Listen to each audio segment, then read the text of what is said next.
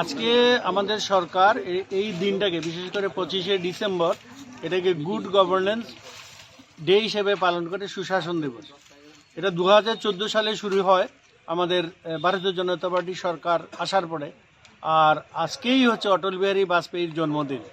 তো অটল বিহারী বাজপেয়ী আমাদের প্রধানমন্ত্রী ছিলেন 3 বার। একবার ছিলেন 13 দিনের জন্য, পরে 13 মাস এবং পরবর্তী সময়ে 5 বছরের জন্য ছিল। এবং উনি যে দিশা, যে সবাই মিলে যে এটা সরকার, কারণ ওনার যে ভিশন ছিল সেটা ছিল যে গুড গভর্নেন্স, এটার মধ্যে ছিল যে অ্যাকাউন্টেবিলিটি ছিল, তারপরে যে জিনিসটা ছিল ট্রান্সপারেন্সি অফ অ্যাডমিনিস্ট্রেশন, আর ছিল যে সবাইকে অল ইনক্লুসিভনেস।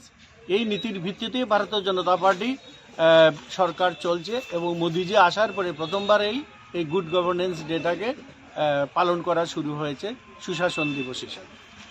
কোথা থেকে আমরা এটার একটা থিম ছিল যে যেখানে প্রধানমন্ত্রী আবাস যোজনা, এই প্রধানমন্ত্রী গ্রামীণ সড়ক যোজনায় যেটা প্রবর্তন করেছিলেন অটল বিহারী বাজপেয়ী। তো আমরা এখানে আমাদের যে গ্রামীণ সড়ক, এটা আমাদের পঞ্চায়েত, সেখানে পঞ্চায়েতের রাস্তা আছে, সেই যোজনায় কাজও চলছে।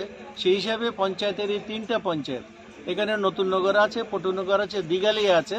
তো আমরা এখানে গিয়ে পঞ্চায়েতের একটা মাঠে আমরা এখানে আলোচনা করব। অটল বিহারী বাজপেয়ীর উপরে আলোচনা হবে, গুড গভর্নেন্সের উপর আলোচনা হবে, সড়ক যোজনার উপরে আলোচনা হবে, অন্যান্য যে ব্যাপারগুলো আছে অটল বিহারী বাজপেয়ী যেগুলো এনভিশন করেছিলেন তার উপরে, এবং সরকারের, আমাদের বর্তমান সরকারের, কেন্দ্রীয় সরকার এবং রাজ্য সরকারের অনেকগুলো অ্যাচিভমেন্ট আছে, সেইগুলো নিয়ে আমরা কার্যকর্তার মধ্যে আলোচনা করব। আর আপনারা ওখানে থাকলে আপনারা শুনতে পারবেন।